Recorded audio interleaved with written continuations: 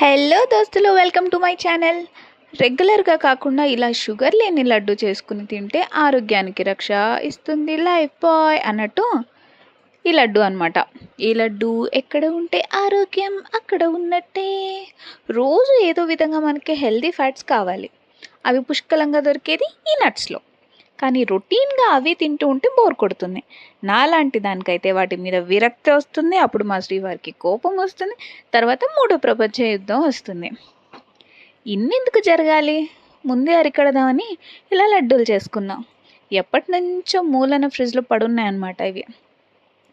Video తీసింది మాత్రం మా చెల్లి. క్లారిటీ లేకపోతే నన్ను మాత్రం తిట్టుకోకండి.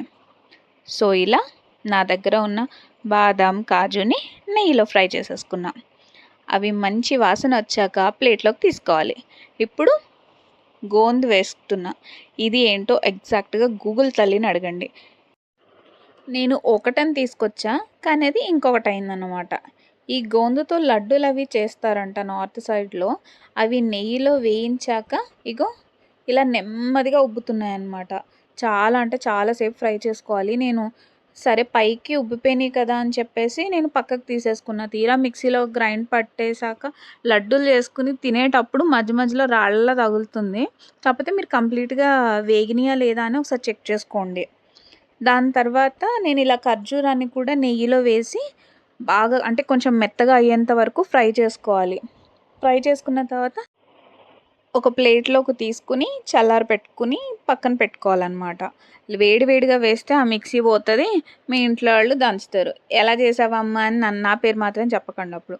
సో ఇప్పుడు మనం ముందుగా బాదంది తీసుకున్నాం కదా, అదంతా పౌడర్ చేసుకోవాలి. అంటే నేను కంప్లీట్గా లడ్డూల్లాగా ప్యూర్ లడ్డూల్లా చేయట్లేదు కాబట్టి నేను కొంచెం బరకగానే గ్రైండ్ చేసుకున్నాను. నేను చేసిన మిస్టేక్ ఏంటి అంటే గోందుని సపరేట్గా గ్రైండ్ చేసుకోవాలి. కాకపోతే నేను అలా గ్రైండ్ చేయలేదు. మీరు మాత్రం గోందుని సపరేట్గా గ్రైండ్ చేసుకుని మొత్తం పొడిలాగా అయిపోయిన తర్వాత అందులో వేసుకోండి. దాని తర్వాత ఖర్జూరం ఉంది కదా, అదంతా చల్లారిపోయిన తర్వాత అందులో వేసేసుకోండి. నాకైతే ఖర్జూరం తక్కువ పడింది. అప్పటికి నేను కొంచెం పొడిని పక్కకు తీసేసాను అనమాట. పక్కకు తీసేసి సరిపడినంత ఖర్జూరం దాంట్లో వేసేసి మొత్తం కలుపుకుంటున్నాను.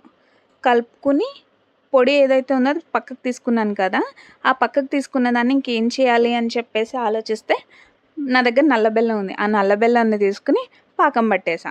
పాపం మా చెల్లి నన్ను చూడ్డానికని వచ్చింది, కానీ దాంతో కూడా పని చేయించేశాను. ఎందుకే నన్ను తీస్తున్నావు అని చెప్పేసి మొత్తుకుంటుంది అది. పాపం అదే చేసింది అనుకోండి చివరి వరకు. Thank you for watching.